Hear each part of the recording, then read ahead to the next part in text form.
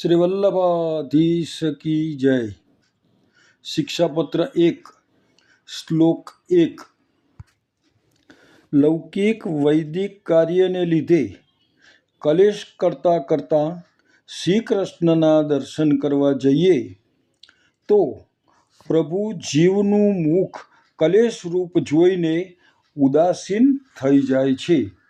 તેથી મનમાં લૌકિક કલેશ રાખીને દર્શન ન કરીએ, પ્રસન્નતાથી દર્શન કરીએ। શ્લોક 2। પોતાની વાણીનો નિરોધ કરવો। મુખ્ય સિદ્ધાંત તો એ છે કે ભગવાનના સંબંધ વગરનું કંઈ જ બોલવું નહીં। કાર્ય માટે જરૂર હોય તેટલું જ બોલવું। શ્લોક 3। શ્રી ઠાકોરજીની સેવા પોતે જાતે જ કરવી, બીજા કોઈની પાસે કરાવવી નહીં। જો કદી પોતાની જાતે બધી સેવા ન બની શકે તો કુટુંબમાં પુષ્ટિમાર્ગીય વૈષ્ણવ પાસે સેવા કરાવવી, અવૈષ્ણવ પાસે સેવા કદી ન કરાવવી। શ્લોક 4। ભગવત સેવામાં સ્ત્રી અનુકૂળ હોય, સેવામાં સહાય કરે તો સ્ત્રીમાં સ્નેહ રાખવો। શ્લોક 5। જો સ્ત્રી પ્રતિકૂળ હોય, ભગવત સેવામાં આડે આવે તો તેનો ત્યાગ કરવો। જે વસ્તુ પ્રભુ સંબંધી ન હોય તેનો ત્યાગ કરવો યોગ્ય છે। ધનમાં આસક્તિ ન રાખવી। શ્લોક 6। જેટલું દ્રવ્ય વિવાહ વગેરે કાર્યોમાં ખર્ચવાની જરૂર હોય તેટલું જ શ્રી ઠાકોરજીની આજ્ઞા લઈને તે દ્રવ્ય ખર્ચવું।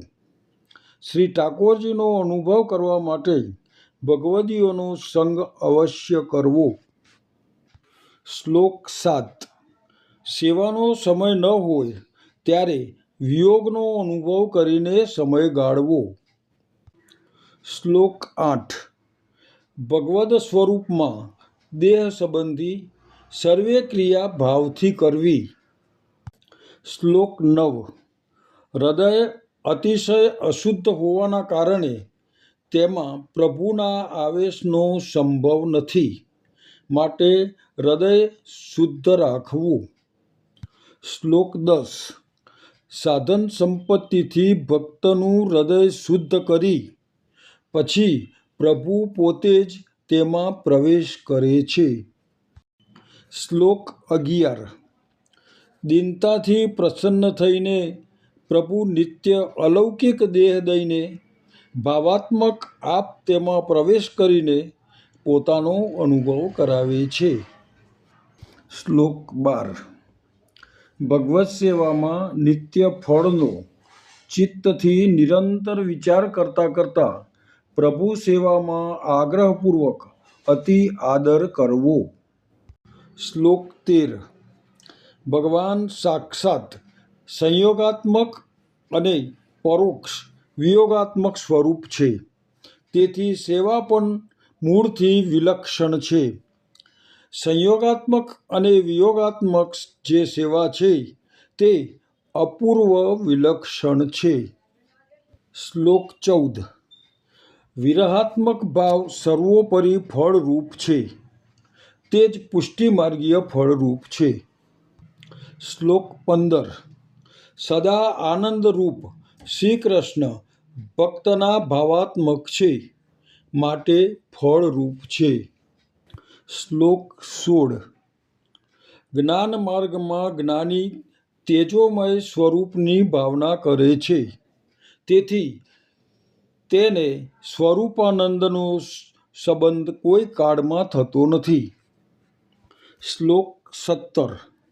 સંયોગમાં અને વિયોગમાં ફળરૂપ સ્વરૂપ શ્રી કૃષ્ણ છે, સાધન અને ફળ બેઉ શ્રી કૃષ્ણ જ છે। આપના મુખારવિંદ સ્વરૂપ કૃપાપૂર્ણ શ્રી વલ્લભ પ્રભુ છે। શ્લોક 18।